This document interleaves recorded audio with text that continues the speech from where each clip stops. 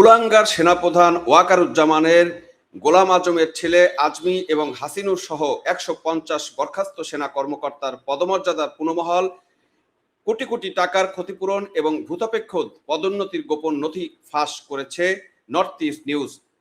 তারেক সরকার ও সেনাপ্রধান ওয়াকারুজ্জামানের এই স্বাধীনতা বিরোধী এবং উগ্রপন্থী তোষণনীতি এবং সেনাবাহিনীকে ভারতের বিরুদ্ধে দাঁড় করানো নিয়েই আজকে আমাদের এই আলোচনা।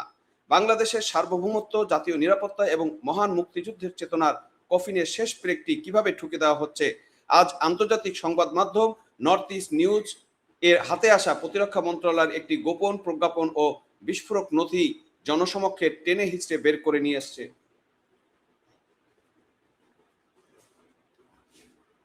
আপনারা যারা ভাবছিলেন ৫ই আগস্টের পর এদেশে কেবল প্রশাসনিক রদবদল হচ্ছে, তারা আজ ২৭ পৃষ্ঠার নথির আসল সত্যটি শুনলে নিজের কানকে বিশ্বাস করতে পারবেন না। ১৯৭১ সালের মহান মুক্তিযুদ্ধে পাকিস্তানের হানাদার বাহিনীর প্রধান সহযোগী যুদ্ধাপরাধী জামায়াতের সাবেক আমির গোলাম আজমের পুত্র আবদুল্লাহ হিল আমান আজমি এবং ৫ই আগস্টের ঘটনার অন্যতম কুশীলব সেনাবাহিনী থেকে পূর্বে বরখাস্তকৃত বিতর্কিত লেফটেন্যান্ট কর্নেল হাসিনুর রহমান সহ অন্তত ১৫০ জন বরখাস্ত সামরিক কর্মকর্তার পদমর্যাদা, বকেয়া বেতন, ভূতাপেক্ষ পদোন্নতি এবং কোটি কোটি টাকার এককালীন আর্থিক ক্ষতিপূরণ সম্পূর্ণ পুনর্বহাল করেছে বাংলাদেশের বর্তমান ওয়াকারুজ্জামান এবং বাংলাদেশ সরকার। প্রতিরক্ষা মন্ত্রণালয় গত ২৮ জুনের এই গোপন আদেশে পরিষ্কার বলা হয়েছে, এই ১৫০ জন কর্মকর্তার মধ্যে ১১৫ জন সেনাবাহিনীর, ২১ জন নৌবাহিনীর এবং ১৪ জন বিমান বাহিনীর। এদেরকে শুধু চাকরি ফিরিয়ে দেওয়া হয়নি ভাই, এদেরকে পিছনের তারিখ থেকে পদোন্নতি দিয়ে লাখ লাখ বকেয়া বেতন আর কোটি কোটি টাকার ক্যাশ বোনাস দেওয়া হচ্ছে সাধারণ জনগণের ট্যাক্সের টাকা থেকে। আজ আমরা এই ভিডিওতে ফাঁস করব কিভাবে বর্তমান তারেক সরকার, রহমান সরকার বা খাম্বা সরকার এবং সেনাপ্রধান, কুলাঙ্গার সেনাপ্রধান জেনারেল ওয়াকারুজ্জামান পর্দার আড়ালে বসে এই দেশের সেনাবাহিনীকে সম্পূর্ণভাবে পাকিস্তানপন্থী এবং ভারতের বিরুদ্ধে যুদ্ধাঙ্গদায়ী অবস্থা নিয়ে যাওয়ার জন্য মেঘা মাস্টার প্ল্যান বাস্তবায়ন করছে। পুরো ভিডিওটি শেষ পর্যন্ত দেখুন। আজকে এই ওয়াকারুজ্জামান এবং তারেক রহমান সরকারের ভিতরকার এবং এই রাজাকারদের চরিত্রগুলো আমরা সামনে নিয়ে আসার চেষ্টা করব। আসুন এই গোপন নথির ভিতরে থাকা আইনি ও আর্থিক লুটপাটের হিসাবটা একটু গভীরভাবে এক্সরে করে দেখি। এই নথিতে পরিষ্কার বলা হচ্ছে যে ২০০৯ সাল থেকে ২০২৪ সালের ৪ আগস্টের মধ্যে যারা তথাকথিত বঞ্চনা, অন্যায় বা অরাজনৈতিক প্রতিহিংসার শিকার হয়েছিলেন, তাদের আবেদনের ভিত্তিতে ৩ বাহিনীর সদর দপ্তর, প্রতিরক্ষা মন্ত্রণালয়ের বিশেষ রিভিউ বোর্ড এই সুপারিশ করেছে। এই তালিকায় সবচেয়ে বড় সুবিধাভোগী কারা সেটা কি আপনারা জানেন? ১ নম্বরে হলো গোলাম আজমের ছেলে আবদুল্লাহ হিল আমান আজমি। নথির সিদ্ধান্ত অনুযায়ী তিনি ২০০৯ সালের ২৪শে জুন থেকে ২০১১ সালের ২৫শে ডিসেম্বর পর্যন্ত ব্রিগেডিয়ার জেনারেল পদের বকেয়া বেতন ভাতা পাবেন। ২০১১ সালের ২৬শে ডিসেম্বর থেকে ২০১৪ সালের ২৬শে ডিসেম্বর পর্যন্ত মেজর জেনারেল পদের সমস্ত বকেয়া বেতন এবং বোনাস সুবিধা সহ পাবেন। শুধু তাই নয়, তাকে ডাইরেক্ট ১ কোটি ক্যাশ এবং আর্থিক প্রণোদনা বা ক্ষতিপূরণ মঞ্জুর করা হয়েছে। তিনি অন্য যে কোনো সরকারি সংস্থার বড় বড় পদের চাকরি পাওয়ার যোগ্য বলে বিবেচিত হবেন। ঠিক একইভাবে বিতর্কিত লেফটেন্যান্ট কর্নেল হাসিনুর রহমানকে ২০১২ থেকে ২০১৫ সাল পর্যন্ত লেফটেন্যান্ট কর্নেল এবং ২০১৫ থেকে ২০১৭ সাল পর্যন্ত কর্নেল পদের সমস্ত বকেয়া বেতন ভাতা পুনর্বহাল করা হয়েছে এবং তাকে দেওয়া হয়েছে ৫০ লক্ষ টাকা ক্যাশ ক্ষতিপূরণ। যে কর্মকর্তারা রাষ্ট্রবিরোধী গুরুত্বপূর্ণ শৃঙ্খলা ভঙ্গের অভিযোগে সামরিক আদালত বোর্ড দ্বারা বরখাস্ত হয়েছিলেন ২০২৪ সালের ৫ই আগস্টের পর, তাদের দেওয়া হচ্ছে বীরের মর্যাদা আর কোটি কোটি টাকা। এই কর্মকর্তাদের মধ্যে ২ জন লেফটেন্যান্ট জেনারেল, ৭ জন মেজর জেনারেল এবং ১১ জন ব্রিগেডিয়ার জেনারেল রয়েছেন। তার মানে যারা এক সময় রাষ্ট্রের সুরক্ষাকে বুড়ো আঙ্গুল দেখিয়েছেন, আজ তারা রাষ্ট্রের কোষাগারে লুট করে কোটিপতি বনে যাচ্ছেন।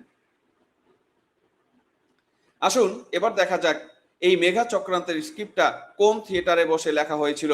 নথির রেফারেন্স অনুযায়ী ২০২৫ সালের ৩০শে নভেম্বর ঢাকায় রাষ্ট্রীয় অতিথি ভবন যমুনাতে একটি অতি গোপনীয় এবং হাই প্রোফাইল বৈঠক অনুষ্ঠিত হয়েছিল। সেই বৈঠকের নেতৃত্বে কে ছিল সেটা কি আপনারা জানেন?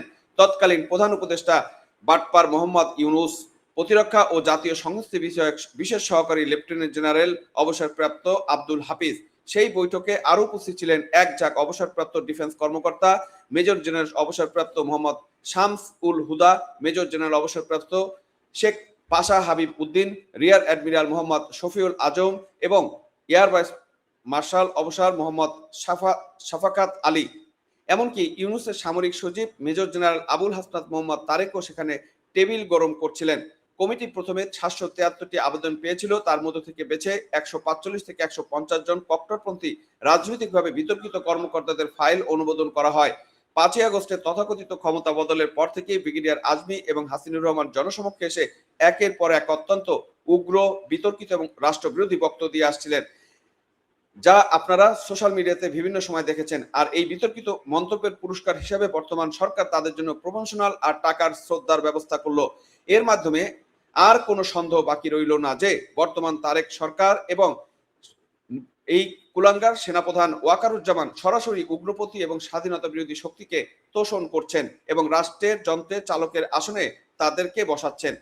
দর্শক, আপনারা নর্থ ইস্ট নিউজের নিউজটা আপনারা স্ক্রিনে দেখছেন, সেখানে তারা বলছে Bangladesh government restores rank benefits of to 150 dismissed arm forces officer.